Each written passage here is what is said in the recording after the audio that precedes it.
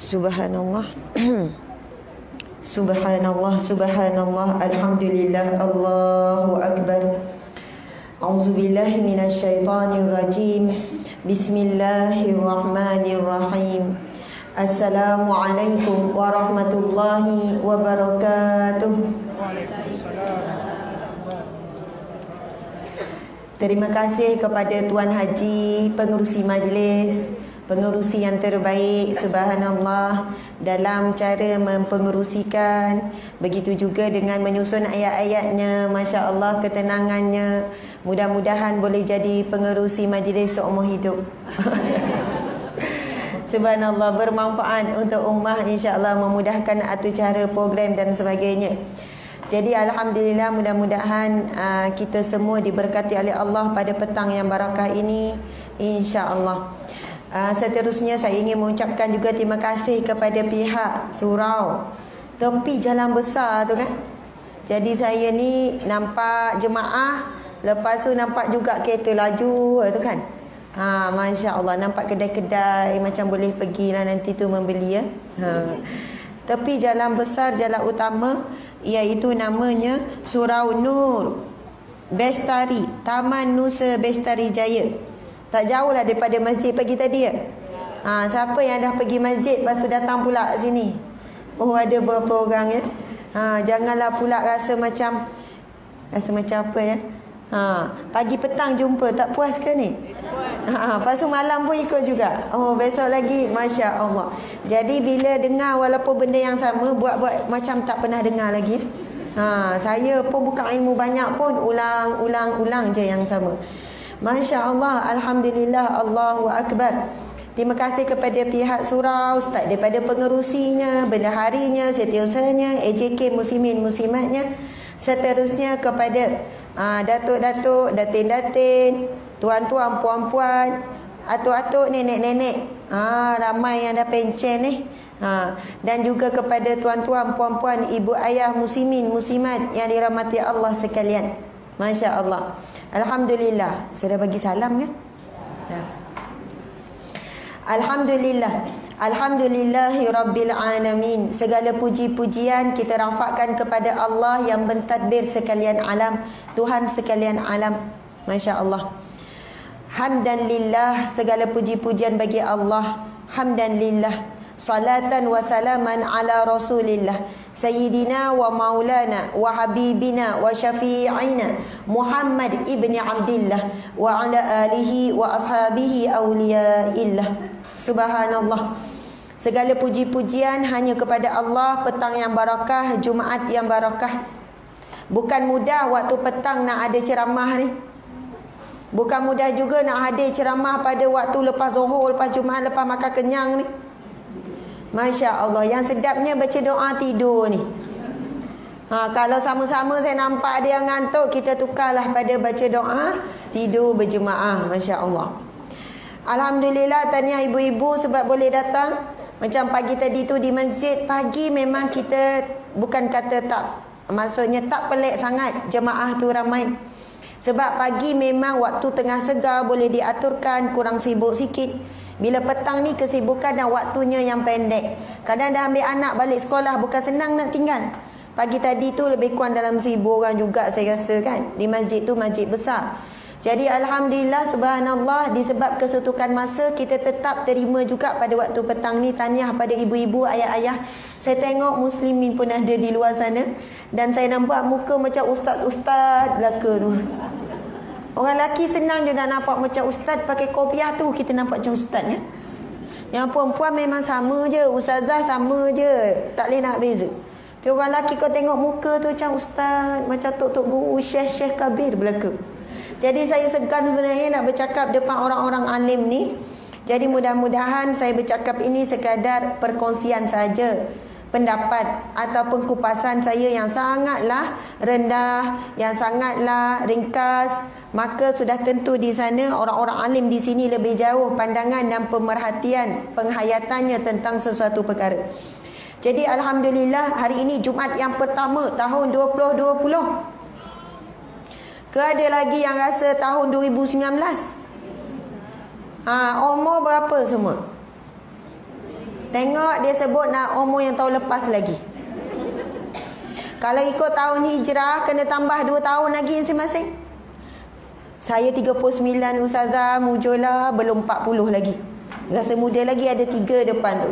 Padahal sepatutnya mungkin dia dah 40 atau 41 dah. Ataupun wallahualam, saya pun tak pasti kiraan takwim hijrah macam mana. Lebih kurang lah 2 tahun beza. Bila umur tertentu dia beza 2 tahun. Umur sekian beza setahun, masuk umur sekian beza 2 tahun. Jadi sebenarnya lebih tua daripada usia sebenar. Masya Allah. Jadi tahun 2020, masa saya kecil dulu, kan makcik-makcik sekalian, sedar tak kita akhirnya sampai 2020? Wawasan 2020, kan Perdana Menteri sekarang yang membina wawasan 2020. Masya Allah. Akhirnya Tun Dr. Mahathir juga yang mengasaskan wawasan 2020. Akhirnya dia juga yang melalui fasa membawa negara kepada wawasan 2020. Dulu jangkaan untuk mencapai negara maju, tetapi kita masih lagi tak mampu untuk capai negara maju. Masih lagi negara membangun. Masih lagi kita belum negara maju lagi, kita masih lagi masuk kelompok negara membangun, bukan negara mundur lah, masih sedang menuju kepada negara maju. Okey, subhanallah. Dulu masa saya kecil, saya kata bila dengar wawasan 2020, masa tu kita ni baru dajah-dajah kan.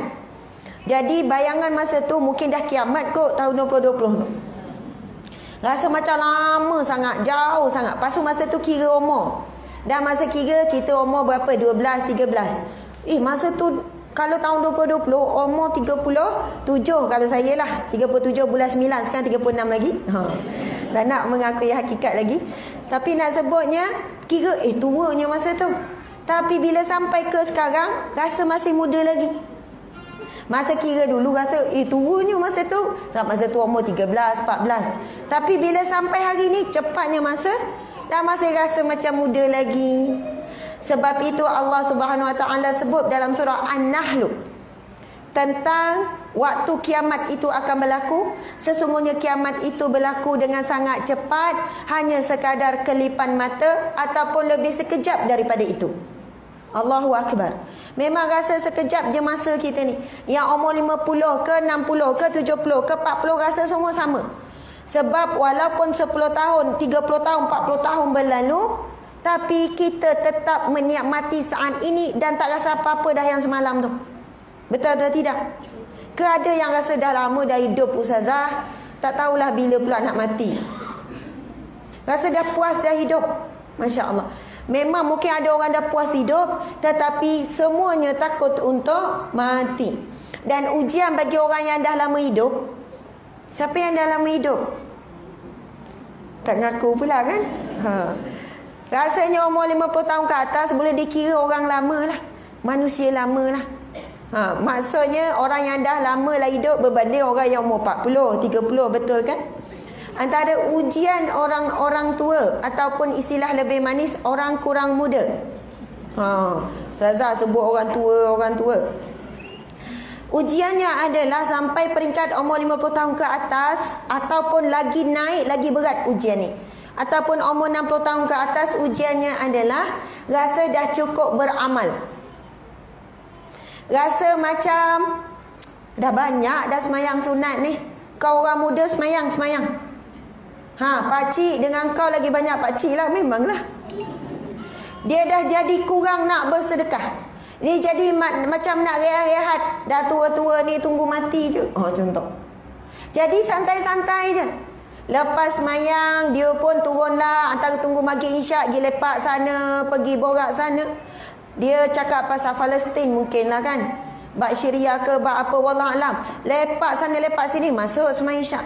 Lepas semayang isyak, salat isyak, mungkinlah pergi lepak lagi. Rehat-rehat, relax-relax, jangan fikir banyak-banyak. Yang penting menikmati saat usia emas. Macam tu. Dah ramai mana hari ini ujian berat bila Allah beri sehat. Dia dua. Sehat pada usia emas, ujian. Dan sakit pada usia emas juga ujian. Dan kita tak tahu mana ujian yang lebih berat. Dan ramai mana orang yang diuji sehat ketika usia emas, dia tak rasa dia tua. Bila dah pencen, dia ingat dulu nak banyakkan hadir majlis ilmu, nak banyakkan ibadah, tapi rupanya lebih banyak berjalan. Kejap terbang sana, kejap terbang sini. Lepas dah 2 minggu pergi berjalan, cuti 2 minggu. Sebab penat, sakit lutut, tak larat, tak nampak di masjid, tak nampak di majlis ilmu. Dah sihat sikit nak pergi berjalan pula.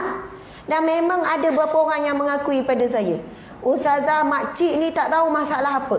Kalau berjalan sehat, duduk rumah sakit. Jadi makcik ni sekarang memang ada grup jalan-jalan ni. Dah makcik berjalan dengan kaki jalan, berkawan dengan kaki jalan, memang jalan je kerja. Berkawan dengan kaki borak-borak je. Kaki makan je. Hari ni cistat, esok apa pula, esok ini pula. Makan je, bincang pasal menu makanan. Yang kaki ngumpat, jadi mengumpat je. Tak kira kat mana-mana, ngumpat je. Dalam majlis ilmu pun dia start, dia boleh ngumpat. Dia duduk siku ni. Siku, dia tak bercakap, dia siku. Siku, tengok orang tu. Mata mengumpat. Dia tu memanglah. Masih datang majlis ilmu, tidur. Lepas tu nanti bila makan sama-sama, siku lagi. Oh, kaki tapau tu, kaki tapau. Tak tahulah, subhanallah. Tabung lalu depan pun dia siku kawan dia. Tengok tu, tak ada nak bagi, tak pernah bagi. Nampak je kadang-kadang tu. Dah kaki ngumpat. Walaupun di majlis ilmu, di rumah Allah, di masjid, di surau dan sebagainya. Masya Allah. Sebab itu sangat penting memilih kawan, memilih sahabat. Sahabat lain, kawan lain, teman lain, rakan lain. Oh, tak apalah saya tak istilahkan pun. Sahabat yang rapat dengan kita. Tapi kalau kawan, kenalan, mungkin kita kawan je semua orang. Tapi bila jadi rapat, sebab kita akan sangat mempengaruhi. Dan Nabi sebut, seseorang itu dikenali, maksud dirinya itu dengan siapa yang dia berkawan. Sebab kawan ini, Nabi kata berhati-hati memilih kawan ataupun kita sebut sahabat yang rapat ni. Sebab ia sangat mempengaruhi kita. Masya Allah, Allahu Akbar. Kalau berkawan kaki kuliah, kan dia duk update saya kuliah je selalu kan. Kadang-kadang rasa macam nak unfriend sebab tak habis cerita lain. Kau nak ikut aku tak? Jom pergi kuliah. Mana lagi suka? Kawan kaki kuliah ataupun kawan kaki shopping? Oh, dua-dua suka ya? Dua-dua suka. Masya Allah. Ada kaki zikir, asyik tanya je, dah zikir belum hari ni? Lama rasa nak unfriend tu. Sebab apa? Kita tak zikir, dah seminggu dah tinggal zikir tu. Dah seminggu dah. Mula pakat nak selawat 500 kali sehari. Tiba-tiba kita dah cuti hari tu, start cuti sehari, cuti sebulan tu. Tapi asyik tanya, boleh tak jangan tanya, kita buat amalan jangan riak. Oh, macam tu. Tiba-tiba pula kan, Masya Allah. Masa semangat iman naik, itu jom kita buat grup, kita update amalan harian kita. Masya Allah. Bagus sebenarnya. Yang kaki Al-Quran, asyik ingatkan, dah baca Al-Quran belum hari ni? Sila catat siapa yang dah baca juzuk masing-masing. Lama-lama left group. Masya Allah. Subhanallah, alhamdulillah. Kalau dah ada sahabat dunia akhirat, peganglah betul-betul. Mudah-mudahan kita mati dalam husnul khatimah. Ada orang yang selalu mengingat kita. Dan kawan kita yang paling utama adalah, sahabat paling utama adalah pasangan masing-masing. Siapa yang ada suami lagi yang angkat tangan? Macam tak berapa nak angkat. Mengakulah makcik ada suami lagi. Angkat tinggi sikit. Masya Allah, ramai lagi ha. Masya Allah. Orang lelaki yang ada isteri lagi boleh angkat tangan? Tengok semua tak angkat. Saya tak nampak. Tu angkat-angkat. Tolong cek suami masing-masing angkat tak? Suami saya tak tahu dia angkat ke tak. Masya Allah, suami saya diikut sama. Alhamdulillah, subhanallah. Bahagia sungguh kita pada petang ini sebab Allah takdirkan kita pada Jumaat yang barakah berhimpun di rumahnya, kemudian di dalam taman syurga Allah Subhanahu wa taala. Mudah-mudahan Allah ya Jami' yang Maha mengumpulkan. Allah juga akan kumpulkan kita semua sekeluarga di syurga Allah Subhanahu wa taala. Amin ya rabbal alamin. Subhanallah. Saya nak minum air sikit ya.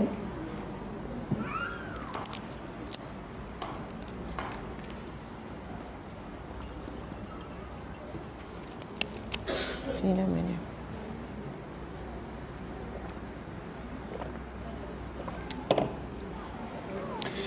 Tajuk kita pada petang ini ialah keluarga dambaan syurga. Keluarga dambaan syurga. Subhanallah. Inilah cita-cita kita, iaitu untuk masuk syurga sekeluarga. Dan sekeluarga ni bukan keluarga kecil. Bukan mak, ayah, adik-beradik, kemudian suami, isteri dan anak-anak saja. Bahkan insya-Allah seluruh zuriat keturunan kita, nenek moyang ke atas walaupun yang kita tak jumpa. Kemudian yang kiri kanan termasuk adik-beradik pergi kepada sepupu, dua pupu, tiga pupu semuanya. Kemudian kita harapkan juga zuriat keturunan, mungkin cicit kita tak sempat jumpa, mungkin cuik tak sempat dalam umur kita, tapi sudah tentu kita mengharapkan semuanya akan dikumpulkan kembali di syurga Allah. Kita tak lama nak Ramadan, lepas tu raya. Seronok tak raya? Sebenarnya raya ni dia seronok sebab apa?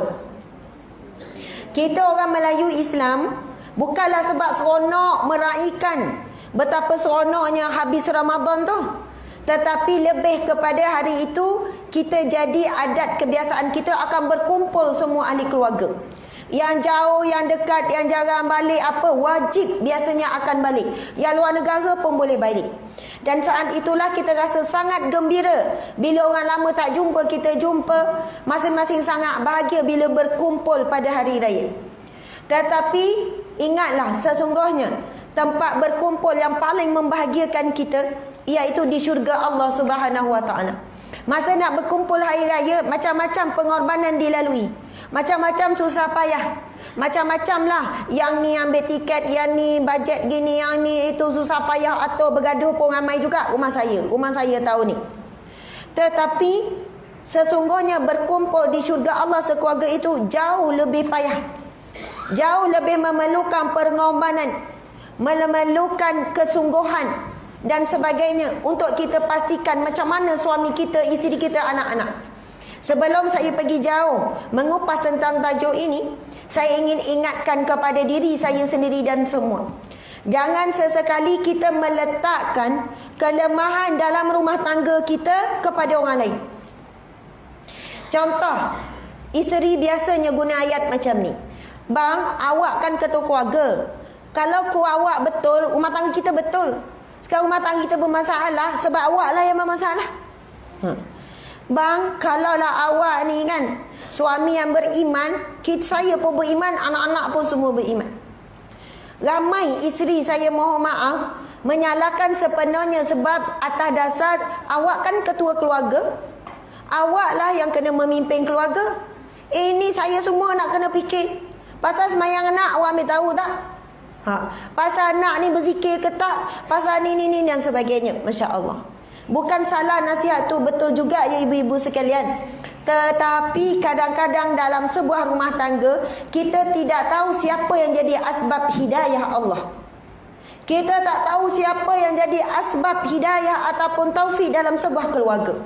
Kalaulah kita para muslimah sekalian, Allah takdirkan kita diberi kesedaran lebih daripada suami, kita diberi pengetahuan lebih daripada suami. Mungkin latar belakang keluarga, mungkin kita banyak mendengar, mungkin kita banyak baca, mungkin kita ni emosi, kita mudah terasa, betul kan? Kalau kita rosak, orang lelaki biasanya siapalah nak panggil ni tengah-tengah jalan ni. Kereta rosak ni nak telefon mekanik manalah ni, astagfirullah. Isteri pula lain. Bang, istighfar banyak-banyak bang. Dosa kita ni yang banyak ni. Ni kereta rosak ni, apa-apa kan emosi. Apa-apa dia kaitkan dengan hati, jiwa semualah. Bang, kenapalah keputusan anak kita ni macam ni? Yelah, tengok anak awak tadi macam ni. Bang, ini mungkin maksiat kita bang. Ni. Dia macam tu. Jadi kadang kesedaran itu perempuan lebih rasa. Dia main emosi. Orang lelaki lebih akal. Jadi dia lebih rasa nak berusaha, nak mengubah. Jadi mungkin asbab itu dia lebih banyak membaca, asyik dengar ceramah. Sampai menghantui sebelum tidur dengar ceramah Ustazah Asma. Saya kan, terima kasih dengar ceramah, alhamdulillah, subhanallah. Tapi ramai yang cerita, mimpi jumpa saya. Dalam mimpi pun saya ceramah juga. Subhanallah, takkanlah dalam mimpi pun nak suruh saya ceramah, kesian saya kan. Tapi ramai dah yang cerita, Ustazah saya mimpi Ustazah ceramah malam tadi, Ustazah mimpi, saya mimpi gini-gini. Saya kata, puan buat apa sebelum tidur? Tengok ceramah Ustazah. Memang tak pelik lah saya masuk dalam mimpi. Masya Allah. Sebelum tidur Ustazah tak boleh dengar. Saya tak boleh tidur kalau tak dengar ceramah. Rupanya suka membebel kan, suka dengar pembebelan. Saya Masya Allah, yang kuliah yang ceramah-ceramah pendek tu saya tak pernah buat. Semua saya tak tahu siapa yang buat. Macam ni kan Ustaz Fairuz dia ada buat rakaman. Nanti adalah orang buat kad-kad pendek-pendek, buat tajuk-tajuk tu. Ustazah Asma fan club tu pun saya tak tahu siapa.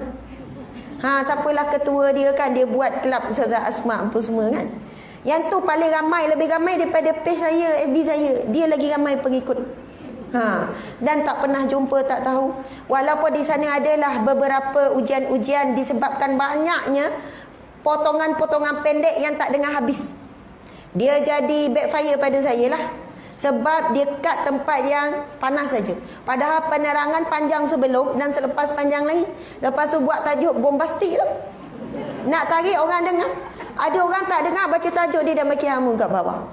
Jadi tak apa, selagi mana ada manfaat. Jadi memudahkan juga bagi ibu-ibu yang tak boleh dengar ceramah 2 jam, dah tawaduk lah. Tawaduk je. Tapi pergi shopping tak tawaduk.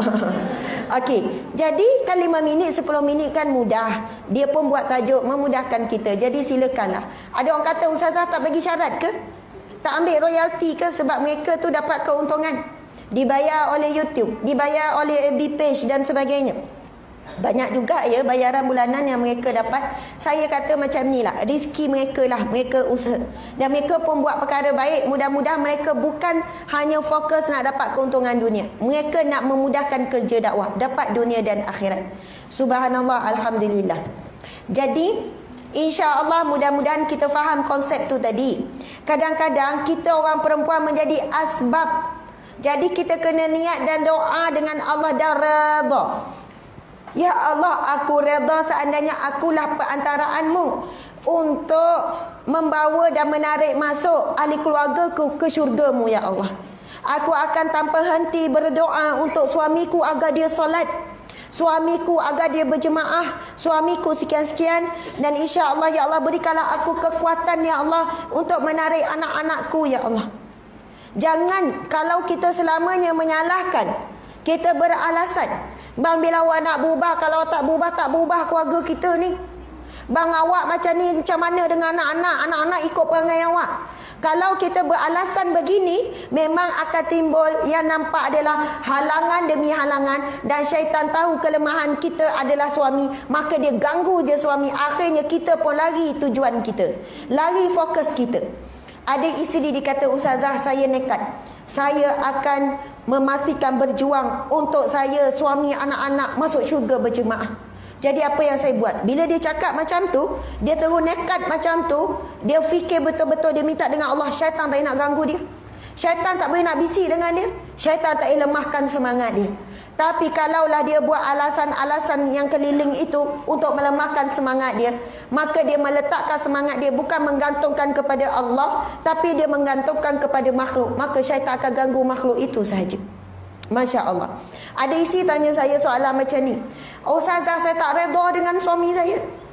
Saya kata, kenapa puan tak redha dengan suami? Pasal bab nafkah, Ustazah. Okey, bab nafkah, saya kerja, dia pun kerja. Tapi gaji dia kecil, gaji saya lebih besar, Ustazah. Jadi belanja rumah tangga lebih banyak saya yang menanggung berbanding suami. Jadi sekarang saya kira yang saya bayar tu sepatutnya dia, saya kira hutang, saya tulis. Dah berapa lama dah tulis? Lebih 10 tahun, Ustazah. Tunggu apa? Esok kot suami lah ada duit lebih apa, dia bayar balik.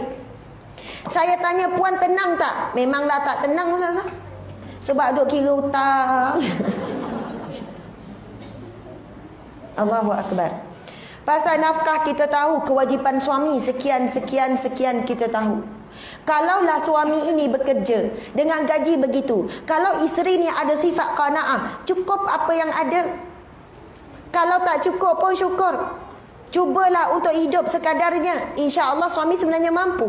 Tetapi hari ini ramai isteri, ramai wanita besar sangat keinginannya, nafsunya. Kalau boleh memanglah, kalau boleh memang bukan nak kereta kecil, nak kereta besar, nak rumah lebih besar, nak makan sedap-sedap, nak jalan jauh-jauh, nak beli pun biar memenang memakai. Semuanya ada jenama dan sebagainya. Yang membuatkan tak cukup bukan kerana gaji suami tersebut, tetapi kerana besarnya nafsu isi rumah tersebut. Pertama, bukan saya tujukan kepada keseluruhan. Nanti ada yang tak setuju, Ustazah sedap lah cakap macam tu, sekian-sekian.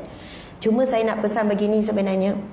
Bagi muslimah yang Allah takdirkan dia yang pertama tadi, kalaulah dia yang jadi asbab dapat hidayah, sebab dia dapat kesedaran awal, dia dapat ilmu lebih dan sebagainya.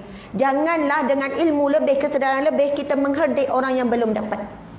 Janganlah kita sampai merendah-rendahkan orang yang belum dapat.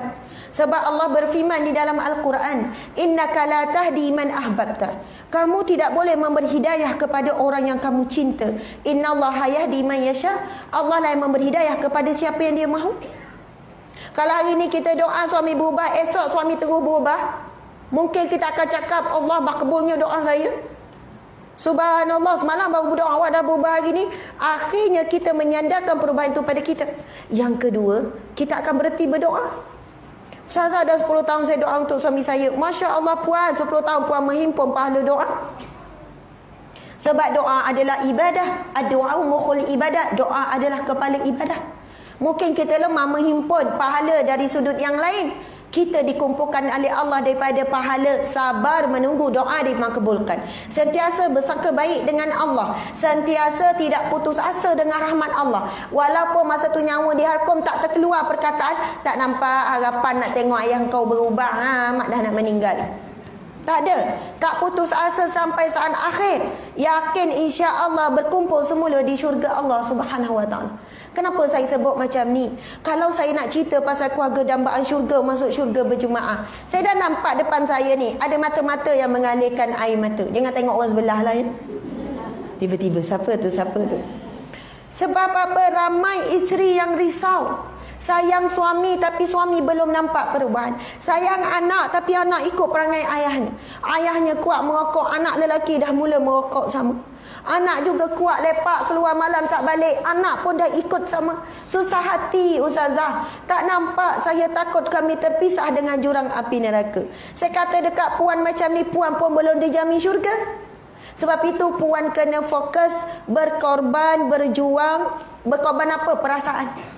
Tepis perasaan, nak suami begini, nak anak begini. Perasaan paling utama adalah keinginan untuk masuk syurga berjemaah. InsyaAllah walaupun tak dapat mungkin syurga di dunia, tak bahagia di dunia. Allahu Akbar. Sebab mungkin lepas kita meninggal 5 tahun, 10 tahun baru ahli keluarga kita berubah. Tapi asbab apa? Kita tak pernah putus asa dengan rahmat Allah. Memang kita dah meninggal, dah terputus doa. Tapi doa itu tetap Allah dah makbulkan. Cuma tunggu masa yang sesuai. Masya Allah, Alhamdulillah. Yang saya sebut pasal nafkah tu macam ni sebenarnya. Bagi wanita yang diberikan kurniaan oleh Allah kelebihan rezeki, contohnya ya, kelebihan rezeki. Ada ramai wanita jumpa saya, ustazah, saya yang tangguh itu, saya tangguh ini dan sebagainya. Jadi puan redha tak? Saya kadang redha, kadang tak. Saya pun cakap begini, puan, saya tak boleh nak ubah suami puan macam mana. Dia kata saya dah suruh dah dia kerja 2-3 kerja, buatlah overtime. Maksudnya nak suruh suami ni biarlah kerja 2-3, buat overtime supaya boleh tanggung semua. Lepas tu saya tanya dia soalan, puan kerja ni dengan izin siapa? Izin suami. Tujuan puan pergi kerja kenapa? Nak bantu keluarga. Habis tu puan kerja sekarang dah lagi matlamat. Dulu kata nak bantu keluarga, sekarang berkira-kira. Agak-agak kalau berkira-kira macam ni, ada sakinah tak dalam rumah tangga? Sebab kewajipan sebenar suami saja. Sekarang puan sanggup untuk menanggung beban cari nafkah sama. Jadi sebenarnya ketika ini suami isteri kena berkongsi semuanya. Sama ada tanggungan keluarga dan juga kerja di rumah. Kalau suami dah tahu risiko bila isteri bekerja, dia balik dalam keadaan penat. Jadi sama-sama menguruskan rumah tangga dengan bersama-sama berjemaah. Sebab sama-sama menanggung beban di luar, menanggung beban di dalam rumah juga. Tapi saya nak share bagaimana ya bila saya kata, puan saya tak boleh ubah suami macam mana, anak macam mana. Tapi yang boleh berubah sekarang, yang mampu puan ubah sekarang adalah diri puan. Yang paling susah dalam hidup kita nak ubah orang lain. Yang paling mudah ataupun dalam kuasa kita adalah mengubah diri sendiri. Saya nak ubah macam mana? Ubah doa. Macam mana ubah doa? Ya Allah, aku redha. Sekiranya akulah menjadi asbab perantaraan rizkimu untuk suamiku, untuk anak-anakku, untuk keluargaku, ya Allah. Subhanallah, saya akan minta klien cuba puan doa macam ni. Nanti puan boleh share dengan saya apa yang berlaku. Tapi kena doa ikhlas, kena redha betul. Dan ramai yang bagi feedback melalui PM ke jumpa depan, Ustazah, saya punya perniagaan berkembang dengan sangat pesat. Rizki yang datang tanpa disangka-sangka. Ustazah, gaji memang tak berubah sama, tetapi mungkin barakah sebab dah mula ikhlas memberi dalam rumah tangga. Masya Allah. Rupanya ubah doa, ubah diri sendiri je. Ya Allah, aku redha ya Allah. Seandainya rizki untuk keluargaku melalui perantaraanku, rizki untuk suamiku melalui aku juga ya Allah. Maksudnya mula belajar redha dengan apa yang kita beri. Seorang sahabat Nabi yang bernama Zainab, bukan anak Nabi tapi sahabat Nabi masa ini, Nabi cakap depan para wanita sekalian, wahai para wanita sekalian, bersedekahlah walaupun dengan sebelah biji kurma, kerana sedekah itu junnah, perisai daripada api neraka Allah Subhanahu wa taala. Maka di sana ada beberapa orang wanita yang tertanya-tanya tentang bagaimana kedudukannya yang memberi makan kepada suami dan anaknya, adakah dikira sedekah? Lalu Zainab ini pergi ke rumah Rasulullah. Di sana dia tengok ada wanita lain juga yang nak tanya soalan yang sama. Maksudnya pada zaman Rasulullah, apabila Nabi memesan sesuatu amalan, mereka berlumba-lumba untuk buat, walaupun mereka di kalangan yang miskin. Kalau kita ni cakap bak sedekah orang miskin, terus dia tarik diri. Ini orang-orang kaya ni kena dengar ni. Dia rasa dia adalah golongan yang menerima. Dia tak rasa gesaan kelebihan bersedekah itu juga ditujukan untuknya. Sebab pada zaman Rasulullah, sahabat Nabi ramai yang miskin, tak ada apa-apa. Bila dengar bab sedekah, mereka bukan memandang orang kaya, menunding pada orang kaya atau orang yang mampu, tapi mereka menunding pada diri masing-masing. Sampai ada yang tanya, pergi jumpa. Lalu bila pergi jumpa rumah Rasulullah, lalulah Bilal bin Rabah. Lalu mereka kirimkan soalan itu kepada Bilal bin Rabah sebab segan nak tanya dengan Nabi. Lalu apa jawapan Nabi SAW? Katakan kepada para wanita tersebut yang bertanya, bagi mereka dua sedekah, iaitu sedekah jariyah, iaitu sedekah yang sentiasa mengalir pahalanya. Yang kedua, sedekah qarabah, iaitu sedekah memberi kepada kaum kerabat. Qarabah ni qarib, orang yang terdekat. Jadi subhanallah, mungkin itulah pahala yang besar bagi kita para wanita yang Allah beri kurniaan rizki, apabila dia mengembalikan rizki itu kepada keluarganya. Tetapi berikanlah dalam keadaan yang ikhlas kepada Allah Subhanahu wa taala, kerana rizki yang kita ada itu juga datangnya daripada Allah. Kalau tak, selamanya hidup kita tak tenang, kita akan berkira-kira, bila ada masalah je kita akan mengungkit. Itu lagi bahaya. Saya dah korban macam-macam lah, rumah ni saya yang bayar. Ni pasal berjalan pergi hotel semua, awak tak mampu nak tanggung pergi hotel. Kalaulah tak, saya yang tak keluar belanja, kita pergi jalan ni, memang tak merasalah saya dengan anak-anak. Ya Allah, saya sebab dulu saya jadi perunicai rumah tangga, saya sangat sakit bila dengar wanita ungkit semua pemberian dia pada suami. Allahu Akbar. Sebab apa saya kata, puan dah beri dulu baik sangat, sekarang timbul masalah. Bila puan ungkit pengorbanan pemberian puan, takut hangus begitu sahaja puan. Rugi puan. Masya Allah. Ustazah ada hati tengah berdarah, tengah panas. Betul, saya tahu puan. Tetapi biarlah yang dikira sedekah itu tetap dicatat sebagai pahalanya. Yang kita nak marah hari ini, jangan kaitkan dengan yang sebelum-sebelum ini. Hari ini je kita marah betul-betul pasal ni ya puan. Tapi tak ada. Orang perempuan akan ungkit semua 20 tahun yang lepas. Ustazah hari pertama nikah, oh dia boleh ungkit. Berapa tahun dah Ustazah? 30 tahun yang lalu. Dia boleh simpan semua itulah. Masya Allah. Allahu Akbar. Berhati-hati kita wahai para muslimah sekalian ya, insya-Allah. Jadi itulah dia. Saya nak fahamkan tadi, kadang-kadang anak menjadi perantaraan hidayah dalam sebuah keluarga. Saya jumpa ramai anak-anak, jumpa pelajar sekolah menengah, menangis-nangis. Ustazah kenapa ni? Ustazah cerita pasal masuk syurga sekeluarga. Ustazah tahu tak, mak ayah saya belum solat. Ustazah, mak saya free hair, tak tutup aurat. Ustazah sekian-sekian. Saya takut Ustazah kalau mak saya meninggal sebelum mereka solat. Saya beri kefahaman kepada anak ni. Subhanallah, mungkin kamu yang menjadi asbab hidayah ataupun taufik hidayah, petunjuk, taufik, kemampuan untuk mengikut petunjuk Allah Subhanahu wa taala. Maka sekarang kamu kena doa sungguh-sungguh untuk mak ayah kamu. Kamu kena usaha sekian-sekian. Saya bagilah beberapa langkah. Dan ada beberapa pelajar, sebab ada setengah sekolah saya ngajar 2 minggu sekali kuliah maghrib.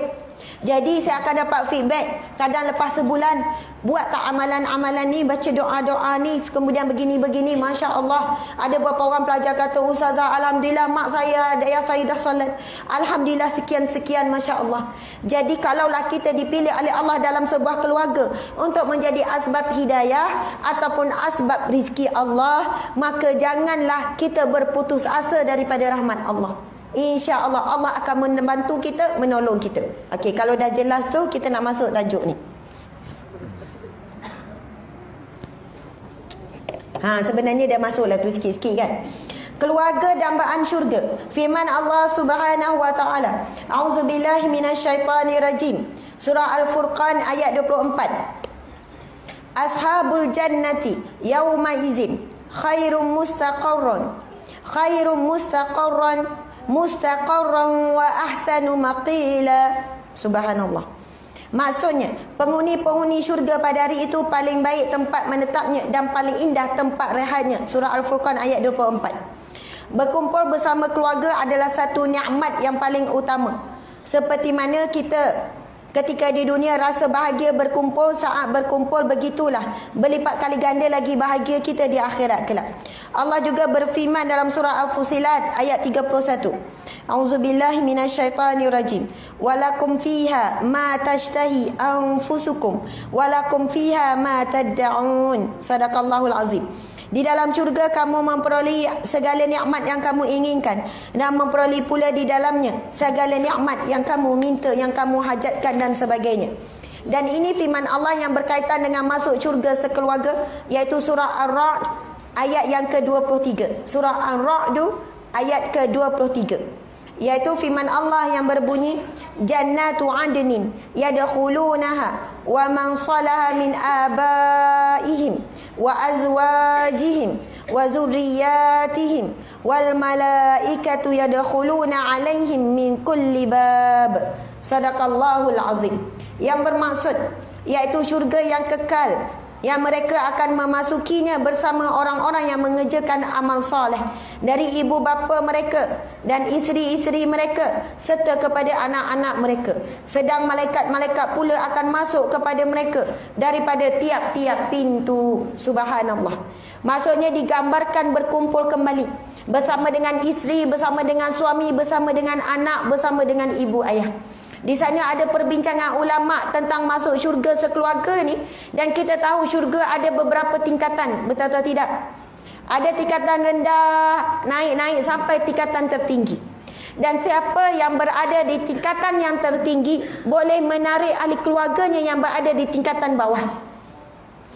Subhanallah. Mungkin asbab sabar seorang isteri ini, akhirnya dia masuk melalui pintu sabar. Ini hadis Nabi yang lain. Dalam satu hadis Nabi sebut, sesungguhnya syurga Allah itu ada beberapa pintu. Ada kata 8 pintu, ada kata 7 pintu. Ada manusia yang dipanggil melalui babus salah, orang yang menjaga salat, menjaga rukunnya, menjaga wuduknya, menjaga waktunya, jaga sungguh-sungguh. Lalu dia akan dipanggil masuk melalui pintu salat. Ada yang akan dipanggil masuk melalui pintu sedekah, orang yang dermawan, babul jud, orang-orang yang banyak bersedekah. Subhanallah. Ada juga dipanggil melalui pintu sabar, babus sab. Masya Allah. Jadi mungkin darjat adalah berbeza mengikut keadaan masing-masing. Maka subhanallah, sekiranya contoh isterinya bila dipanggil masuk berada di darjat yang tinggi, suami dia rendah sikit, oh tu sedaplah dengar tu kan. Terbaliklah, suami atas sebab dia banyak sabar dengan kita bebel. Contoh, wallahualam suami lebih ke isteri lebih ke apa-apalah kan, ataupun anak yang lebih. Asbab anak ini mungkin hafaz Al-Quran, banyak baca Al-Quran, sabar dengan mak ayah dia. Anak hari ni subhanallah banyak sangat stres. Saya rasa berita semalam ke hari ni yang gantung diri tu, semalam kan, umur 10 tahun kan, Islam kan, Melayu Islam saya rasa 10 tahun semalam saya rasa. Mak ayah dia balik tengok-tengok, dia gantungkan diri dia dan tak ada unsur-unsur pun ada yang khianat tak. Dengan di tangga rumah, maksudnya tangga ada besi kan. Saya kat rumah saya, dalam rumah pun ada besi juga. Maksudnya ada tali, kemudian anak dia tergantung umur 10 tahun. Darjah berapa? Darjah 4. Saya kan kalau pergi sekolah-sekolah kan, Budak-budak sekolah rendah dengan sekolah menengah, bila saya minta dia orang tulis apa tekanan hidup mereka, saya menangis. Saya bawa balik kertas, saya menangis pula kat rumah. Sebab apa? Anak-anak hari ni hidup mereka sangat stres. Dia dah stres dekat sekolah, dengan cikgu kadang-kadang tu, kadang dengan kawan-kawan yang suka ejek. Balik rumah mak ayah ejek lagi. Ejek mungkin dengan fizikal dia, mungkin ejek dengan dia sebab dia slow sikit, dia lembat sikit belajar contohnya. Ataupun mungkinlah apa-apalah dia cakap gagap ke, kat sekolah dia dah tertekan sangat lah. Masya Allah. Balik rumah, tahu tak, antara penderaan yang paling dahsyat oleh ibu ayah adalah mengabaikan anak-anak sendiri. Itu bentuk buli ibu ayah terhadap anak.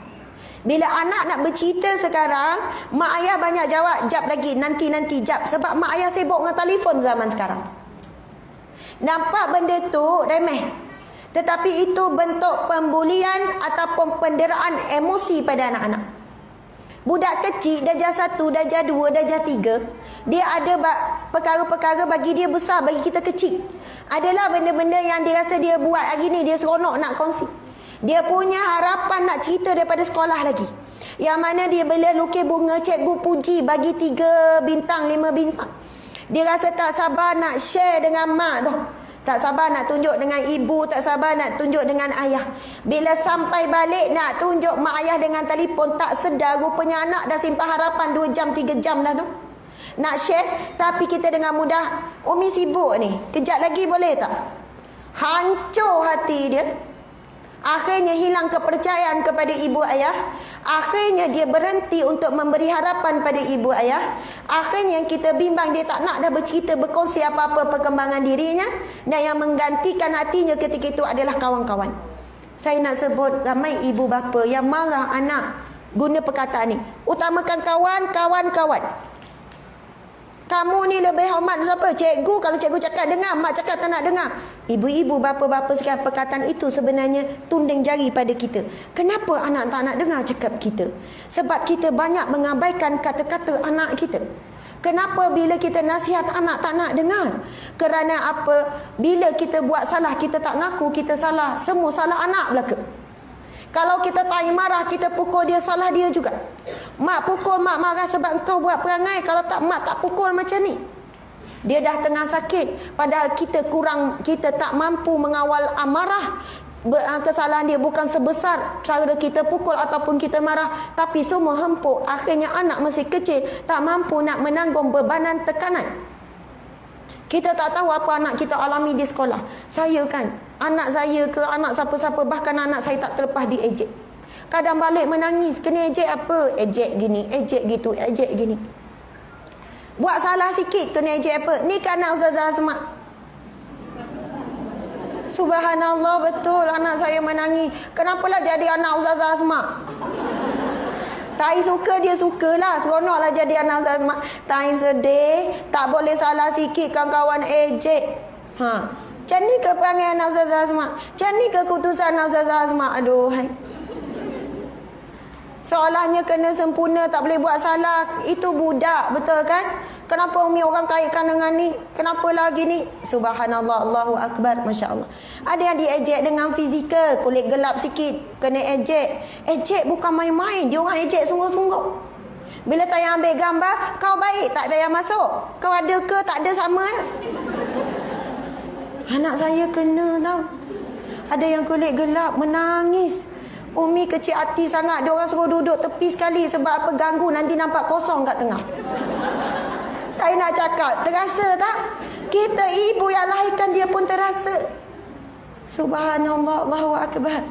Saya cuma kata kepada anak, jangan sekali-kali membalas ejekan orang, sebab Allah sedang bentuk hati yang sabar. Maafkan mereka, sebab dari ejekan itu kita jadi orang pemaaf. Kita doakan yang baik-baik sahaja. Masya Allah, Allahu Akbar. Dan ganjarannya dia dapat hari itulah. Subhanallah, keputusan yang baik. Saya akan kaitkan sebab sabar dulu ni. Kena ejek tak bala, menangis je, tak apalah. Walaupun anak lelaki menangis, kita layan. Bukannya bila anak lelaki dia nak luah masalah pada kita, apa budak lelaki nangis macam ni, malulah jantan.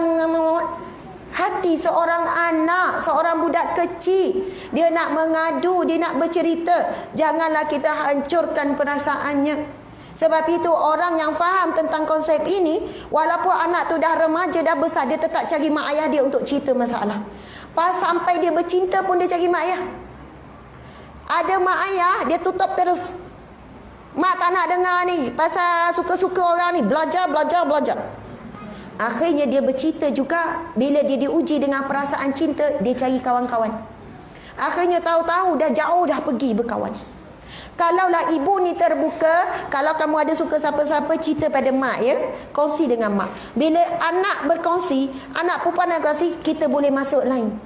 Mak nak pesan macam ni. Kalau betul berkawan, mari bawa jumpa mak gini. Kalau tak, mereka akan sorok. Sebab apa? Mak tak boleh bawa bincang, ayah tak boleh bawa bincang. Zaman sekarang bukan macam zaman dahulu bila duduk dalam rumah selamat. Sekarang duduk dalam rumah belum tentu selamat. Sebab semuanya perhubungan melalui telefon. Masya Allah, Allahu Akbar. Allahu Akbar, Masya Allah ibu-ibu sekalian.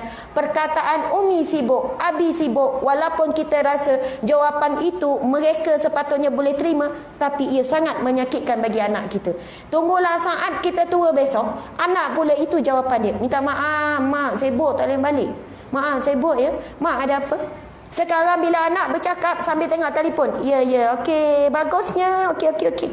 Anak tahu kita buat-buat dengar. Esok bila dah tua, kita tanya dia. Masa tu dah tak ada nafsu dah tengok telefon, gigi pun dah tak ada. Kita tanya anak, apa khabar? Okey mak, okey, semua okey. Kerja hari tu ada masalah, dah okey ke? Okey mak. Semua okey mak, jangan risaulah. Kecil hati tak masa tu? Anak-anak sihat? Sihat mak, semua okey. Mak nak tanya apa lagi? Allahu Akbar. Kalau kita kan anak tanya 2-3 kali kan? Ya, okey. Dah lah tanya tu. Masya Allah. Esok dia akan repeat balik. Hidup kita akan berulang kembali ibu-ibu sekalian. Masya Allah, Allahu Akbar. Ustazah, tajuk kita Ustazah. Itu juga di antaralah peringatan dan muhasabah kita ya. Para muslimat, para ayah, para ibu, para nenek. Atuk nenek pun sama sibuk berwhatsapp. Dah lah tak reti mengija sangat. Padahal pendek je mesej. S mana S? Berjam dah bagi salam saja. Lepas tu emoji pun lama nak pilih. Tak naklah senyum sangat, delete. Senyum biasa, ini kenapa mata sepet? Nak pilih emoji pun berjam. Habislah sibuk dengan berwhatsapp, dapur tak berasap. Masya Allah, Allahu Akbar. Baiklah, kita kembali semula. Memang ini disebut pun antara ujian zaman akhir zaman. Penulisan semakin canggih. Wujudnya penulisan-penulisan inilah lebih memudahkan. Kadang tidur pada waktu malam, Masya Allah, nampak berdua dalam bilik, tapi ada berpuluh-puluh orang dalam bilik tu, ataupun beratus-ratus. Sebab apa? Memanglah dengan suami, dengan isteri je, tapi yang ni borak dengan orang lain, yang ni borak dengan orang lain. Satu grup ada ratus-ratus orang, ada puluh-puluh. Dengan suami tak ada senyum macam tu, tapi kau main bagi emoji tu kan senyum macam tu. Dengan suami, tahu-tahu suami dah berkeruh, dah tidur dah dia ni.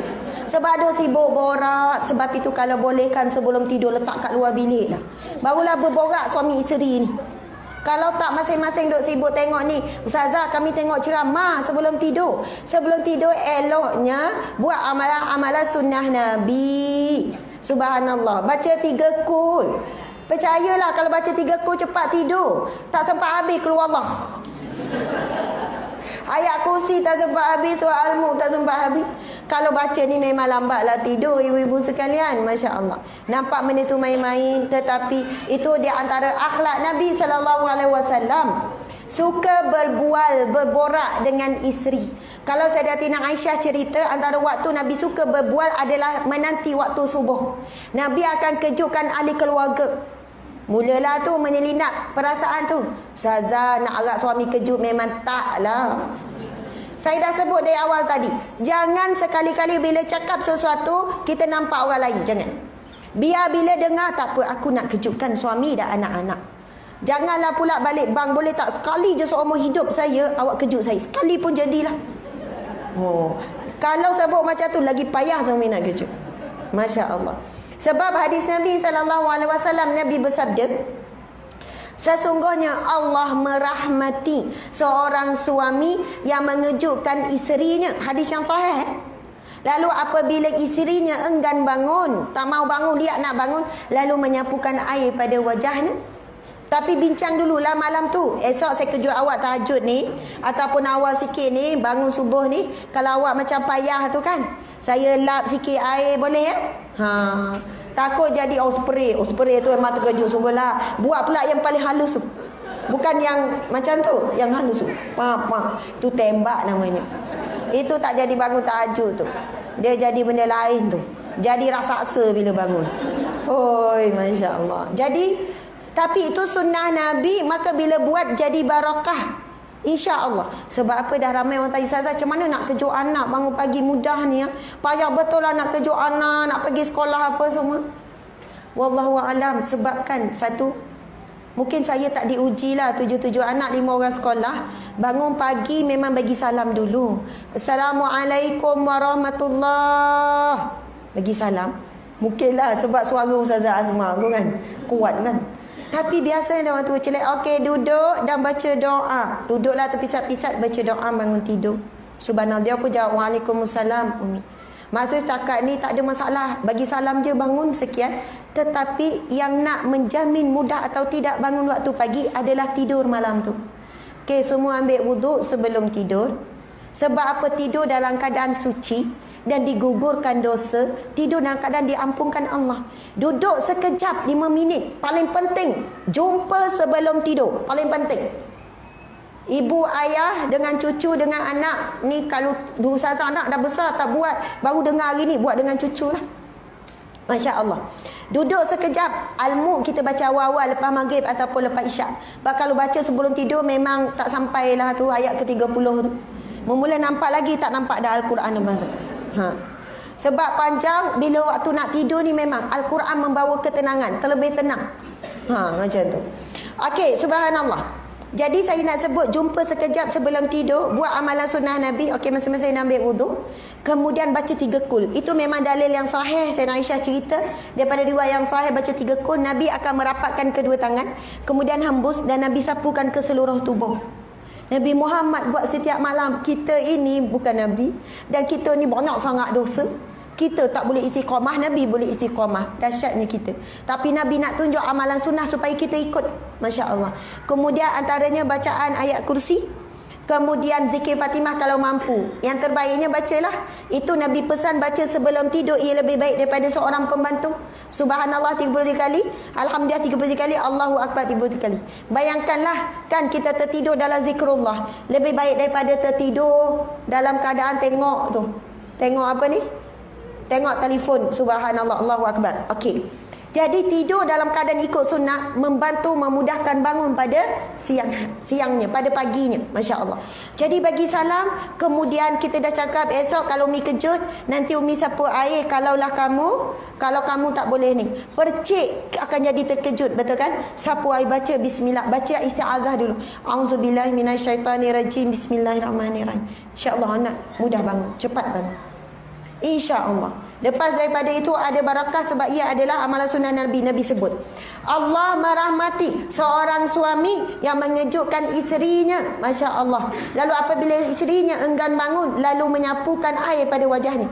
Dan Allah merahmati seorang isteri yang mengejutkan suaminya. Apabila suaminya enggan bangun, maka dia menyapu pada wajah suaminya. Hadis ini adil untuk dua-dua. Masya Allah.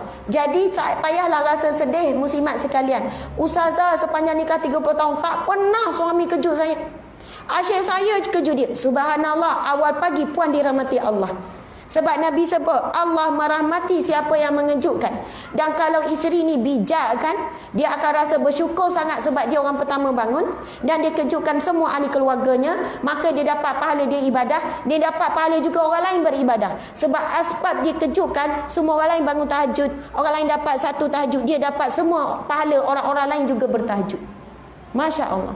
Bahkan mungkin jadi berebutlah pula, esok saya nak kejut, jangan awak kejut saya. Esok suami bangun dulu, tidur balik, saya nak kejut awak. Sampai tahap tu lah contohnya. Tapi saya suka sebut begitu. Maksudnya tak payah kecewa lah kalau Allah takdirkan kita jadi asbab ahli keluarga kita bangun. Kadang ada perempuan tu, ada wanita, ada ibu tu, dia punya marah pagi-pagi tu kan. Bangun semua, bangun. Kalaulah saya meninggal ni, esok ni ada orang kejutkan tak ni? Ni bila nak bangun sendiri sampai kiamat dah ni tak bangun-bangun ni. Ibarat macam itulah kadang nak marah. Sebab dia lupa betapa besarnya rahmat Allah untuk dia. Apabila dia menjadi asbab untuk bangunkan ahli keluarganya pada malam hari ataupun pada subuh tu untuk bangun solat subuh dan sebagainya. Masya Allah. Alhamdulillah. Subhanallah. Seterusnya, amalan untuk menjadi penghuni syurga sebuah keluarga.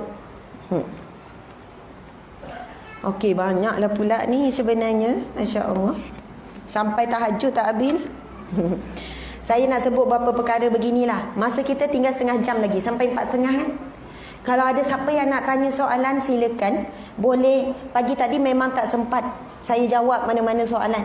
Tapi petang ni sebab saya diminta juga oleh penganjur pagi tadi supaya fokus pada buku saja. Jadi petang ini kepada siapa yang kalau ada soalan tulis terus pas. Sebab soalan petang ni adalah umumkan bab keluarga. Okey, pertama, bagi keluarga yang nak menjadi ahli syurga Allah Subhanahu Wa Taala, pertama perlu buat permunian akidah. Sebab apabila kita mempunyai akidah yang jelas, akidah yang suci, akidah yang sama, walaupun kita ini tak ada pertalian darah, tetap akan dikumpulkan semuanya dalam syurga. Tetapi kalaulah kita satu keluarga, suami isteri ada pertalian darah dengan anak, ibu ayah adik beradik ada pertalian darah, tetapi kalau ada masalah dari sudut akidah, maka akan terputus juga. Subhanallah. Apa maksud saya? Ialah antaranya, iaitu cubalah kita cek.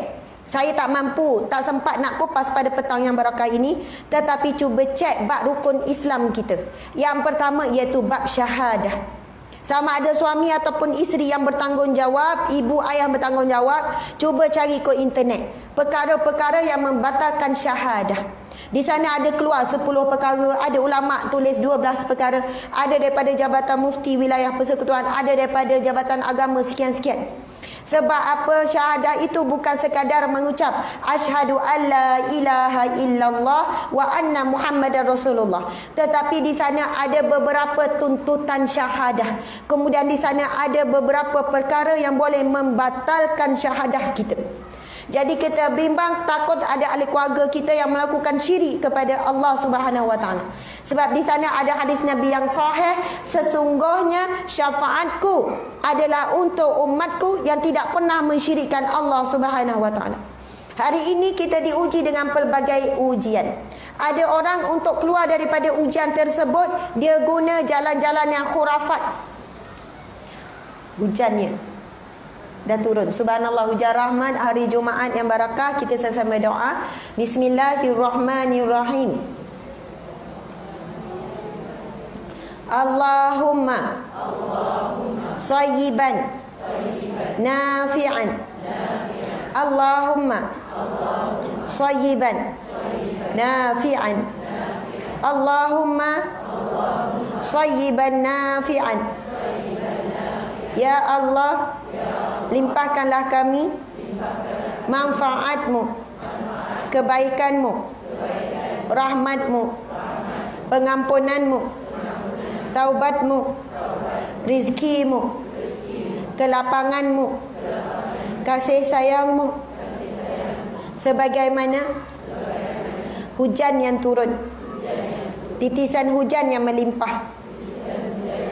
Amin ya rabbal alamin. Subhanallah. Memanglah doa itu pendek, tapi saya memberi penjelasan maksud tu begitulah umpamanya ni. Bahkan maksudnya lebih luas lagi. Bila hujan turun, antara doa yang dianjurkan adalah Allahumma sayyiban nafi'an. Dan ini berdasarkan hadis Nabi, di antara waktu mustajab doa ketika hujan turun. Antara waktu-waktu mustajab doa. Sebab turunnya hujan itu bersama dengan rahmat Allah, maka ketika itu kita berdoa, cukup dengan doa yang kita baca tadi. Allahumma sayyiban nafi'an. Ya Allah, limpahkanlah kami manfaatmu. Ia terkandung juga segala bentuk manfaat. Pengampunan Allah, rahmat Allah, kasih sayang Allah, rizki Allah dan sebagainya. Dan ada tak orang mampu kira sekarang? Kira jap berapa titis air? takkan ada mampu. Manusia selama-lamanya takkan mampu. Maksudnya mudah-mudahan rahmat yang turun sebanyak itu, pengampunan yang turun sebanyak itu dan sebagainya. Jangan pula kita kata tengok hujan dah turun, angkat baju tu. Ya Allah, hujan dah pula bang, tak jadi nak bawa pergi anak mainan. Ya Allah, masa ni lah nak hujan, nak pergi kenduri ni dah pakai lawan. Contoh. Lupa nak baca doa. Lupa terus hujan itu bawa rahmat. Ya, nampak hujan menghalang nikmat. Hujan boleh menghalang aktiviti.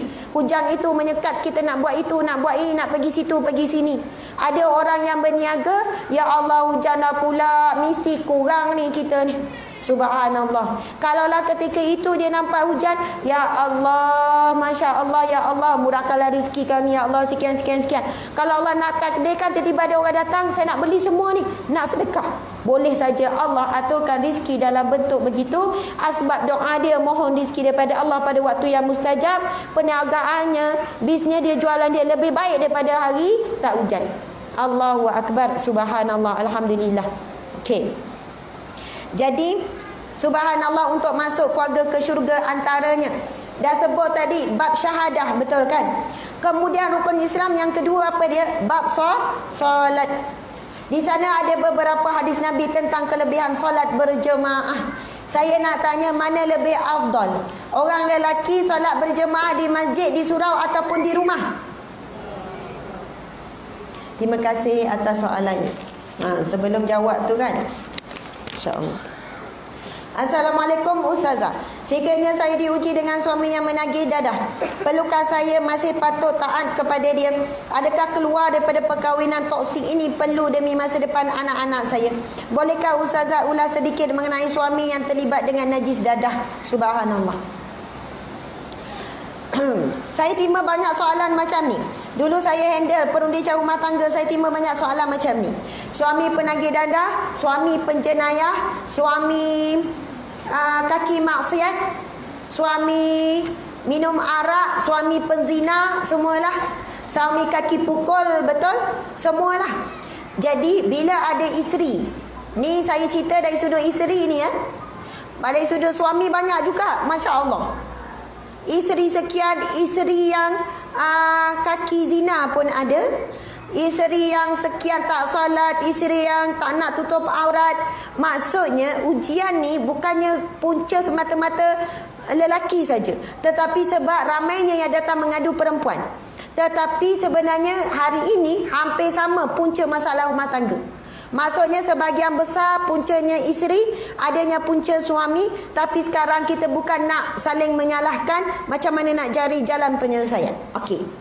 Biasanya kalau perempuan datang, sebab perempuan ni dia emosi, saya akan cakap macam ni.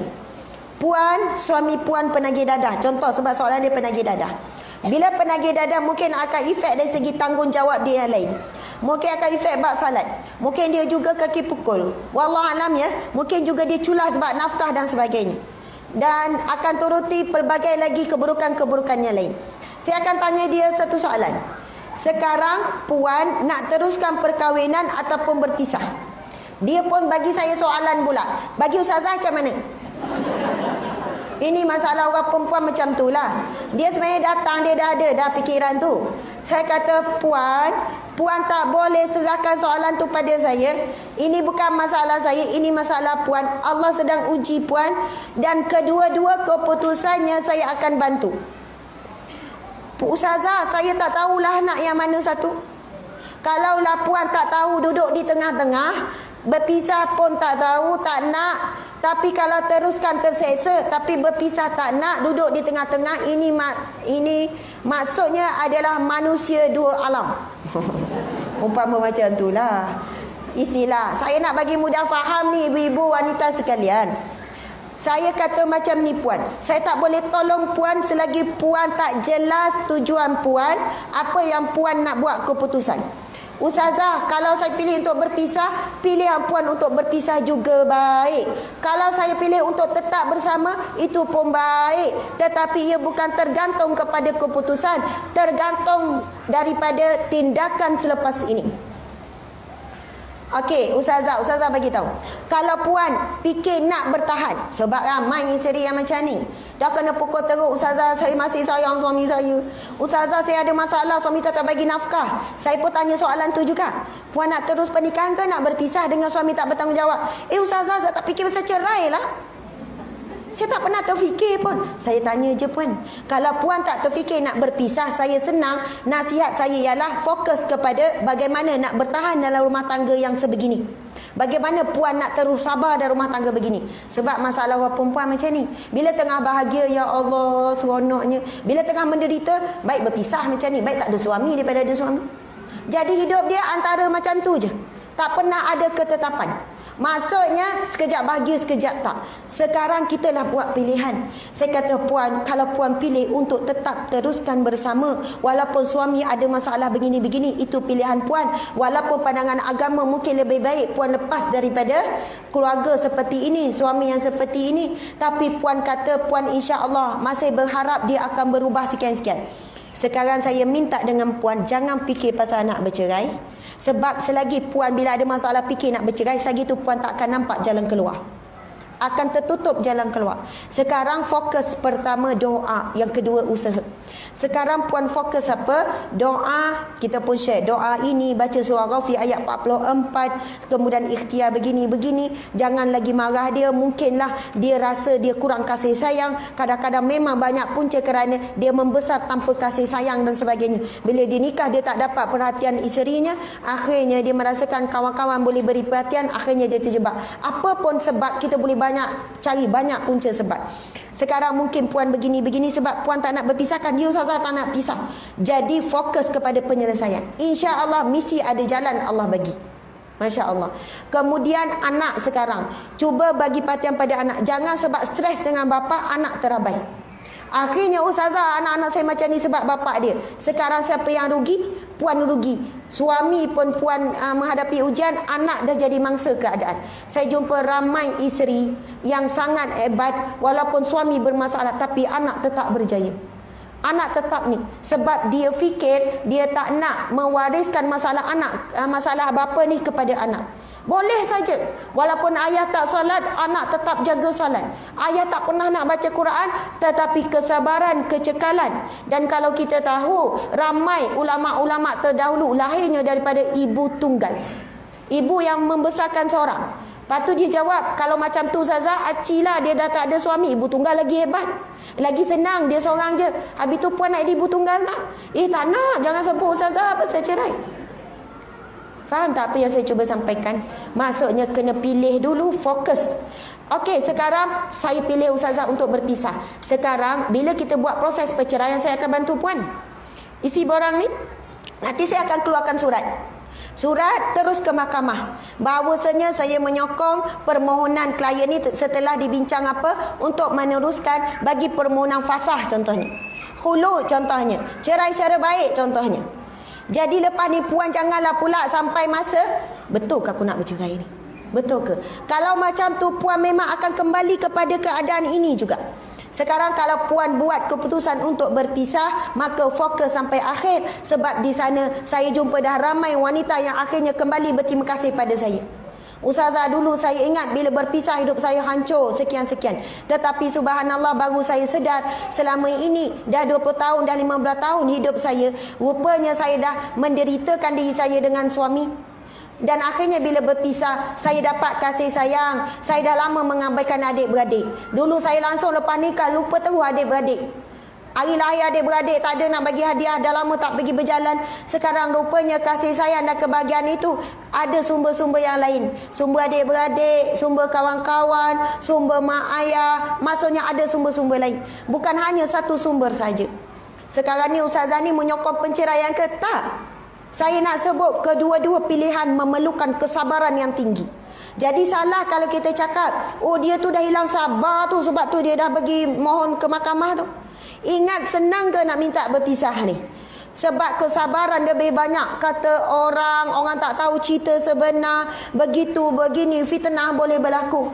Sebab itu jangan ingat dua-dua salah satu itu adalah kerana hilang sabar, tak. Masya Allah.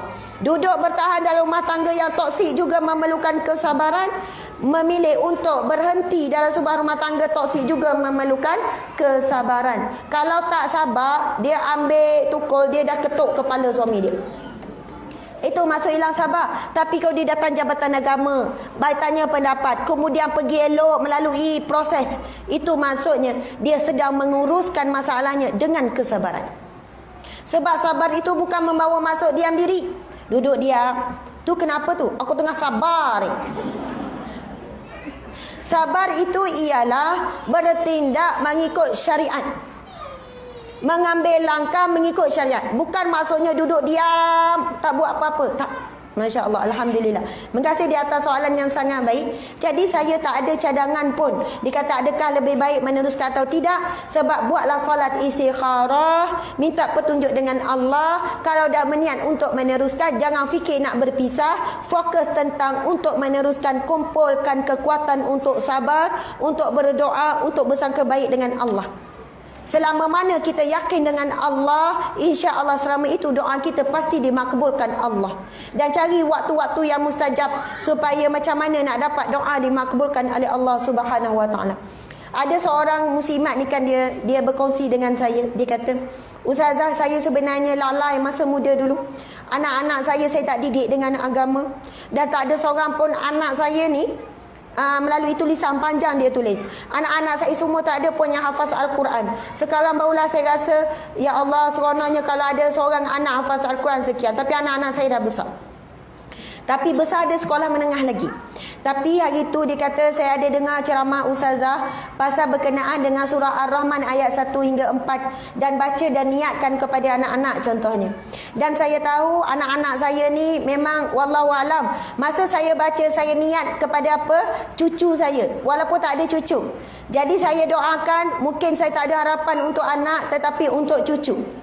Lepas tu dia kata, Ustazah, subhanallah, selepas sebulan macam tu lah, bila baca surah Ar-Rahman ayat 1 hingga 4, Bismillahirrahmanirrahim. Ar-Rahman, Ar-Rahman, Allah yang maha pengasih. Allamal Quran, yang mengajarkan Al-Quran. Niat Allah yang ajarkan kita Al-Quran, Allah yang ajarkan anak cucu kita Al-Quran, suami kita Al-Quran, suami kita yang tak nak baca Quran, isteri yang tak nak baca Quran, suami pun boleh bacakan ayat ni. Niatkan untuk pasangan masing-masing. Allamal Quran, khalaqal insan, yang menciptakan manusia. Allamahul bayan, yang mengajarkan kepadanya al-bayan, boleh berkata-kata, boleh berhujah, boleh bercakap, boleh memberi penjelasan dan sebagainya. Masya Allah. Dia kata, subhanallah, Ustazah, tak sangka anak saya yang bongsu, tanpa saya minta apa, bagi tahu pada saya pada suatu hari nak masuk tahfiz. Walaupun suami saya tak setuju. Ayah dia tak sokong, suami tak setuju. Ayah tak sokong dan dia juga diejek oleh sepupu-sepupu.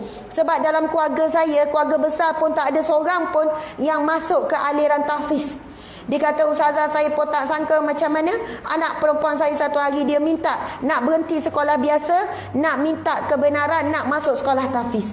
Saya nak tanya, siapa yang memberi bisikan ataupun membuka pintu hati anak tu? Allah Subhanahu Wa Taala. Kita kalau sandarkan kepada kita, kita boleh paksa anak. Okay, mak buat keputusan, kamu masuk ya, gini-gini, insya-Allah nanti mak akan bagi kamu hadiah, gini, pujuklah macam mana. Akhirnya mungkin anak pergi, tetapi sebab tak sandarkan yang mengajar Al-Quran itu adalah Allah, akhirnya dia akan hafal dan kadang stres dan mungkin tak boleh habis pun, tak boleh pergi pun. 5 juzuk ke berapa juzuk tak boleh pergi. Sebab apa? Kita rasa kita ni dengan kuasa ibu boleh paksa anak, boleh pujuk anak, tak sandarkan. Sedangkan Al-Quran yang dihafaz itu adalah milik Allah. Allah yang mengizinkan, Allah yang memilih siapakah yang mampu untuk menanggung beban menghafaz Al-Quran. Subhanallah, Allahu Akbar. Masya Allah. Alhamdulillah. Dan antara yang tinggal lagi lebih kurang dalam 10 minit ya. Sebab asar pukul berapa? 4.35. Jadi memang betul 4.30. Nanti kan saya berebut dengan Bilal mic ni kan. Bilal kan nak azan. Saya takut kalau Bilal datang memang kalah lah. Okey. Antara ayat Al-Quran zikir kan untuk masuk insya-Allah masuk syurga berjemaah sekeluarga. Iaitu apa? Sebelum itu saya nak bacakan dulu firman Allah Subhanahu Wa Taala yang berbunyi, A'udzubillahi minasyaitonirrajim. Bismillahirrahmanirrahim. Ya ayyatuhan nafsul mutmainnah, wahai jiwa-jiwa yang tenang. Subhanallah. Mudah-mudahan kita semua diseru dengan seruan ini. Allah menyeru kita, ya ayyatuhan nafsul mutmainnah, wahai jiwa-jiwa yang tenang, irji'i ila rabbiki radiyatan mardiyah, kembalilah kepada Tuhanmu dalam keadaan kamu redha dan kamu juga diredai oleh Allah. Fadkhuli fi ibadi, masuklah di kalangan hamba-Ku, iaitu hamba-hamba-Ku yang soleh. Wadkhuli jannati, dan masuklah ke dalam syurga-Ku. Subhanallah. Mudah-mudahan seruan ini bukan kita saja, seluruh al-keluarga kita dapat seruan yang sama. Tetapi perasan atau tidak, ayat ini mengikat, iaitu siapakah golongan yang akan dipanggil sebagai panggilan, wahai jiwa yang tenang, masuklah ke dalam rahmat-Ku di kalangan hamba-Ku, dan masuklah ke dalam syurga-Ku. Fadkhuli wadkhuli jannati, dan masuklah ke dalam syurga-Ku. Iaitu pertama, golongan yang diredai oleh Allah. Tapi sebelum diredai oleh Allah, dia mesti redha dengan Allah. Kan ayat itu, fadkhuli fi ibadi ya ayyatuhan nafsul mutmainnah irji'i ila rabbiki, kembalilah kepada Tuhanmu radiyatan mardiyah, iaitu dalam keadaan kamu redha kepada Tuhanmu dan kamu juga diredai oleh Allah. Allahu akbar, subhanallah. Sebab itu dalam rumah tangga ada dua saja. Sama ada ujian lalu kita redha, ataupun nikmat lalu kita syukur. Betul tak? Ia akan silih berganti antara dua itu je. Antara nikmat lalu kita syukur, itu perjalanan ke syurga, ataupun apabila diberi ujian lalu kita redha, itu jalan ke syurga. Sebab itu subhanallah, para muslimin muslimat, ibu-ibu, ayah-ayah sekalian, kadang-kadang rumah tangga kita diuji tanpa henti. Ingat dah tua ustazah, ujian dah kurang, rupanya bertambah-tambah. Orang tua kat rumah tu buat perangai ustazah. Orang tua mana? Roommate saya lah, kawan sebilik suami dia. Tak nak sebut suami, sebut orang tua. Dia tak sedar dia pun tua. Subhanallah, Masya Allah. Rupanya melalui jalan ujian, itulah jalannya kita dapat redha Allah. Sebab apabila kita redha dengan ujian Allah, betul atau tidak? Rupanya kita ini kenapa hidup tak tenang, resah gelisah, asyik nak marah, tak puas hati itu ini sebab kita belum redha dengan ketetapan Allah. Nak redha dapat suami macam tu pun makan masa 20 tahun tak redha lagi. Kenapalah dulu terima pinangan? Makcik ni cakap pasal siapa? Pasal suami dah berapa tahun kahwin, 30 tahun kahwin, tak redha lagi sampai hari ni. Dulu sebenarnya makcik ada orang lain yang nak. Kalaulah kan makcik terima, makcik mungkin tak macam ni hidup makcik. Masya Allah. Ada orang tak redha lagi dengan ketetapan jodohnya. Apabila Allah uji suaminya tak sebagaimana yang diimpikan. Subhanallah. Kita faham konsep macam ni lah. Allah Subhanahu Wa Taala berfirman di dalam Al-Quran. A'udzubillahi minasyaitonirrajim. Wa 'asa an takrahu syai'an wa huwa khairul lakum wa 'asa an tuhibbu syai'an wa huwa syarrul lakum wallahu ya'lamu wa antum la ta'lamun. Sadaqallahul azim. Yang bermaksud, boleh jadi apa yang kamu tak suka, yang kamu sedihkan, yang kamu benci itu dia baik bagi kamu, dan boleh jadi apa yang kamu impikan itu ia buruk bagi kamu. Wallahu ya'lamu wa antum la ta'lamun. Sesungguhnya Allah Maha mengetahui, kamu tidak tahu apa-apa. Jadi Allah lebih tahu kita mampu menanggung bebanan suami yang menguji sabar berbanding menanggung bebanan suami yang menguji syukur kita kepada Allah. Ramai mana orang dapat suami begini-begini, dipuji-dipuja, akhirnya lebih banyak memuji-memuja suami, riak takabur dengan kelebihan suami. Akhirnya mendapat suami yang baik seperti mana baiknya suami dia, bukannya meningkatkan hubungannya dengan Allah. Tetapi bila diuji dengan suami yang banyak menguji sabar dia, membuatkan dia mampu bangun di tengah malam, menangis tiap malam. Bila berdoa, baca Al-Fatihah pun menangis. Iyyaka na'budu wa iyyaka nasta'in, tak esak-esak. Hanya kepadamu lah aku sembah, hanya kepadamu lah tempat aku minta tolong. Tapi kalau suami baru beli gelang emas, bukan mudah nak menangis.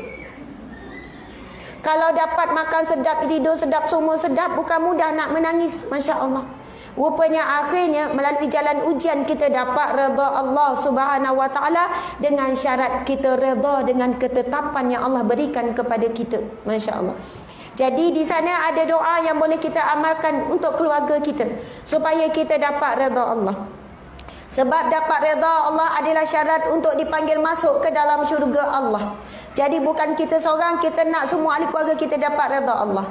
Dengan mengamalkan satu zikir, satu doa, dan kita nak baca sama-sama ni ya. Masya Allah. Duduk tegak semua. Nabi SAW bersabda, barang siapa yang membaca zikir ini pada waktu pagi 3 kali dan pada waktu petang 3 kali, ataupun tak sempat lupa pada waktu petang baca lepas maghrib contohnya, ataupun nak tidur baru teringat tak apa baca sebelum tidur, Nabi kata maka dia berhak mendapat redha Allah di pada mahsyar kelak. Jadi ibu bapa yang bijak, suami isteri yang bijak sentiasa ingatkan ahli keluarga. Dah baca zikir redha belum? Sebelum tidur tanya dah baca zikir redha belum? Sebab supaya kita semua adalah menjadi hamba Allah yang diredai oleh Allah, nanti masuk syurga sekeluarga. Doanya, zikirnya adalah, saya baca semua ikut ya. Nabi sebut berapa kali? 3 kali. Bismillahirrahmanirrahim. Raditu billahi rabba wa bil islami dina wa bi Muhammadin nabiyyan wa rasulah. Okey, kali kedua kena semangat lagi, kena kuat lagi. Sebab tu tadi baru ikut, mungkin sebut pun payah sikit, tapi dah ramai orang hafal saya tahu sebab ada dalam bacaan Al-Ma'surat. Okey, ulang lagi. Bismillahirrahmanirrahim. Raditu billahi rabba wa bil islami dina wa bi Muhammadin nabiyyan wa rasulah. Okey, yang ketiga ni saya minta kita tanda tangan betul-betul, kita minta betul redha Allah ni. Kita harap betul-betul, subhanallah, kalaulah Allah makbulkan pada saat ini, beruntungnya kita. Allah berikan redha-Nya kepada kita, Allah makbulkan hajat kita insya-Allah. Raditu billahi rabba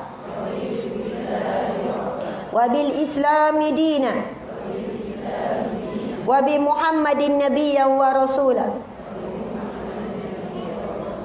Daku redha Allah sebagai Tuhanku, sebagai pentadbirku, sebagai yang memberi ketetapan hidupku. Daku redha di atas setiap ketetapan Allah, keputusan Allah, ujian Allah. Aku redha ya Allah di atas setiap pemberian-Mu, ujian-Mu, nikmat-Mu, ketetapan-Mu. Daku redha Islam sebagai agamaku, cara hidupku, cara pakaiku, cara berhiburku, cara makan minumku, cara matiku, dan cara aku dibangkitkan. Daku redha bahawasanya Nabi Muhammad sallallahu alaihi wasallam nabiku, ikutanku, sunnah yang diikutku, dan rasulmu. Amin ya rabbal alamin. Subhanallah. Antara hikmah besar doa ini, ibu-ibu sekalian, kita ulang setiap pagi, ulang pada waktu petang. Lama-lama tanam terpasak dalam hati kita redha terhadap setiap ujian Allah. Kenapa ujian Allah masih berulang? Mungkin kerana kita belum lagi redha dengan ujian yang sama. Akhirnya kita diuji dengan ujian yang sama sebab kita belum lagi redha dengan sebenar-benar redha kepada Allah Subhanahu wa taala. Maka para muslimin muslimat sekalian, doa itu memasak dalam jiwa kita. Daku redha Allah adalah Tuhanku, Raditu billahi rabba. Rabba juga membawa maksud pengatur, pemutus, pengurusku. Jadi apapun ketetapan Allah, insya-Allah selepas ini kita mudah dan cepat untuk redha. Kemudian yang kedua kita sebut, ya Allah, daku redha bahawasanya Islam adalah agama dan cara hidup. Maka insya-Allah selepas ini lebih mudah kita nak hidup bersama dengan Islam, cara hidup Islam. Lebih mudah untuk kita tutup aurat. Lebih mudah anak kita ikut cara pemakaian Islam sebab zikir ini telah membantunya, sebab dia meminta untuk redha, dirinya redha sebagai Islam cara hidup. Dan yang terakhir, apabila kita benar-benar cakap redha bahawa Nabi Muhammad adalah Nabi kita, akhirnya kita menghidupkan sunnah Nabi dalam diri, dalam keluarga, dalam kehidupan kita seluruhnya, insya-Allah. Subhanallah, sebagai peringatannya, yang paling kita takut ialah saat akhir kematian kita, kita tidak redha saat kita dipanggil oleh Allah. Ketika itu kita bimbang, kita akan sebut, ya Allah, aku belum bersedia. Aku tak redha lagi engkau nak ambil nyawaku, ya Allah. Kerana aku belum lagi jadi isteri yang taat pada suami, isteri yang sabar pada suami. Aku belum jadi lagi ibu yang pemaaf. Aku belum maafkan anak-anak aku lagi. Ya Allah, aku belum redha untuk aku kembali kepadamu, ya Allah. Kerana aku belum tutup aurat yang sempurna, ya Allah. Aku belum bayar hutang, ya Allah.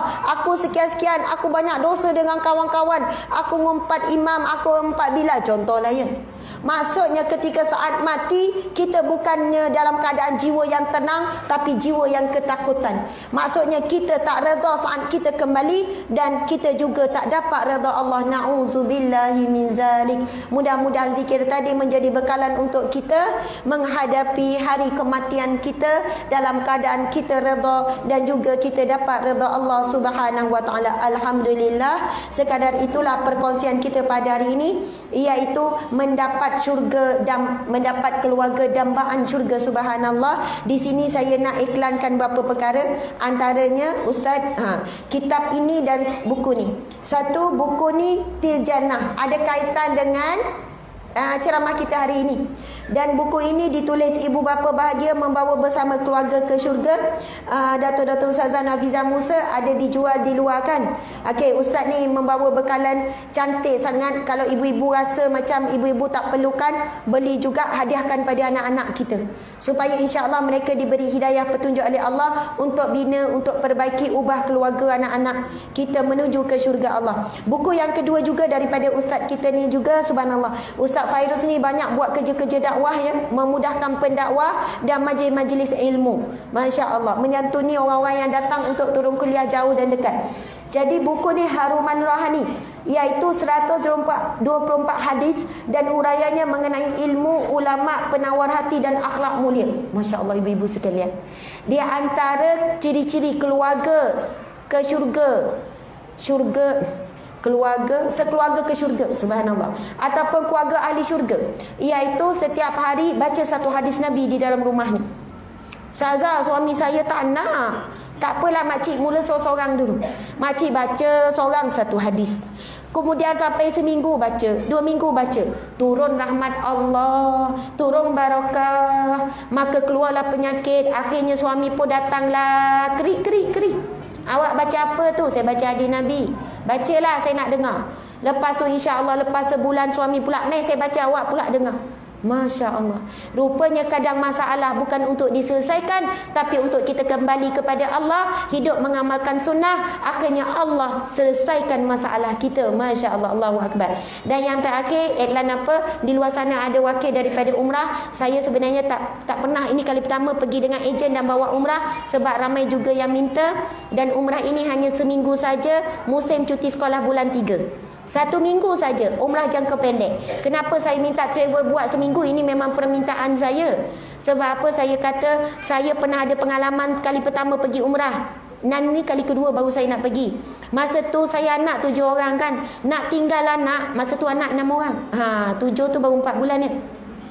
Jadi memang susah hati orang ada anak kecil. Jadi ia meringankan bagi ibu bapa yang nak ikut. Anak tinggal seminggu, pergi minggu ni, minggu depan balik, tak rasa lama. Ia juga meringankan bagi orang tua, orang yang sakit dan sebagainya. Juga bagi orang yang sibuk jadualnya.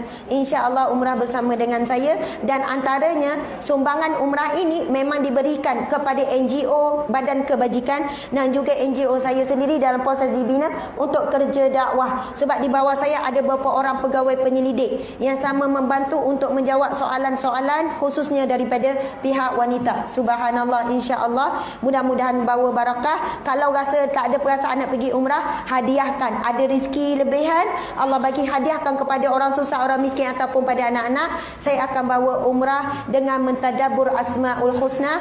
Kalau boleh sepanjang seminggu itu boleh habis 99 nama Allah.